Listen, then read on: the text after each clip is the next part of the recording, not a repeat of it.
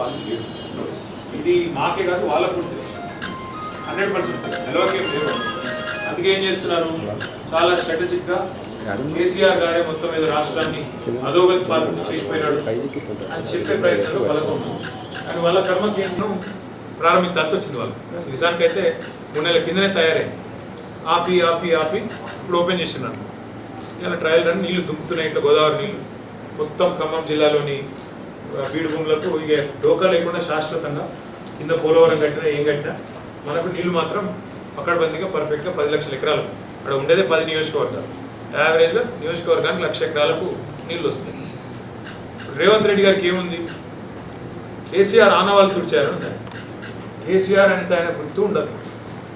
ఇప్పుడు ఆ ప్రాజెక్ట్ ఏం చేయాలి, ముందుకు తీసుకుపోవాలన్నా కట్ బంద్ చేయాలన్నా ఏం చేయాలి? సెక్రటేరియట్ ఉంది పాపం, అలానే కూర్చోవాలి.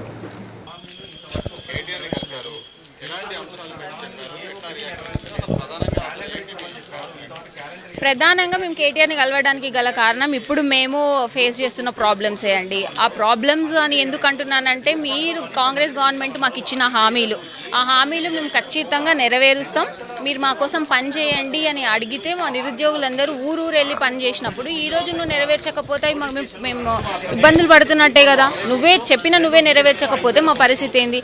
సో ఆ ప్రాసెస్లో ఇప్పుడు మాకున్న డిమాండ్లు ఏంటంటే, గ్రూప్ 2 ఎంట్రీ పోస్టులు పెంచాలనేసి, గ్రూప్ 1 1:100 చేయాలి, గురుకుల రిలిక్విష్మెంట్ ఉంది, జీవో 46 ఉంది, డిఎస్సి పోస్టుల గురించి ఆనాడు నువ్వు కేసీఆర్ గవర్నమెంట్లో నోటిఫికేషన్ వస్తే ఇది దగా డిఎస్సి అన్నోడివి, ఈరోజు నీకు అది దగా డిఎస్సి లాగా అనిపించట్లేదా? నువ్వే మా గురించి గలమెత్తినోడివి, విమర్శించినోడివి, మా తరపున ప్రభుత్వాన్ని విమర్శించినోడివి. అది ప్రతిదీ ఈరోజు నువ్వు రిపీట్ చేస్తుంది. కాంగ్రెస్ గవర్నమెంట్ ప్రతిదీ రిపీట్ చేస్తుంది. అది నోటిఫికేషన్ సంఖ్య పెంచడం కావచ్చు, ఎగ్జామ్లు కండక్ట్ చేయడం కావచ్చు, ఇంకొకటి ఎగ్జామ్కి గ్యాప్ లేకపోవడం కావచ్చు. వీటన్నిటి మీద మేము గత ప్రభుత్వం ఉన్నప్పుడు ఫైట్ చేసినాం. ఆ రోజు కాంగ్రెస్ మాకు సపోర్ట్ వచ్చింది. కానీ ఈరోజు మళ్ళీ అదే రిపీట్ చేస్తుంది కాంగ్రెస్. మేము వెళ్ళి అడిగితే రెస్పాన్స్ ఇవ్వట్లేదు.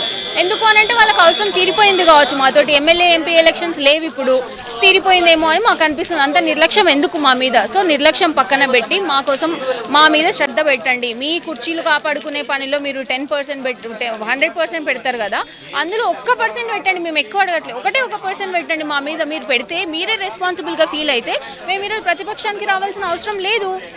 ప్రతిపక్షాన్ని అప్రోచ్ అవ్వడానికి రీజన్ ఏంటి? మీరు ఇర్రెస్పాన్సిబుల్గా ఫీల్ చేస్తున్నారు. సో మేము ఖచ్చితంగా ప్రతిపక్ష అప్రోచ్ అయినాము. ఓన్లీ ప్రతిపక్షం అనే కాదు, మిగతా అన్ని పార్టీలను కూడా మేము కలుపుకొని పోతాం. ఇప్పటికి కూడా మేము బీజేపీకి సంబంధించిన వాళ్ళని కలిసినాము, బీఆర్ఎస్కి సంబంధించిన వాళ్ళని కలిసినాము, కాంగ్రెస్లో ఉన్న మినిస్టర్స్ని, ఎమ్మెల్యేస్ని చాలా రకాలుగా కలిసినాము. సీఎం గారు అపాయింట్మెంట్ మాత్రం మాకు దొరకదు, మాకు ఇవ్వట్లేదు. ఎందుకు ఇవ్వట్లేదు అనేది ఆయనకే తెలియాలి. సో ఖచ్చితంగా మేము వీటిని వదిలిపెట్టము. ఇది ఎంతవరకు అయ్యేదాకా మేము ఫైట్ చేస్తామని చెప్తున్నాం.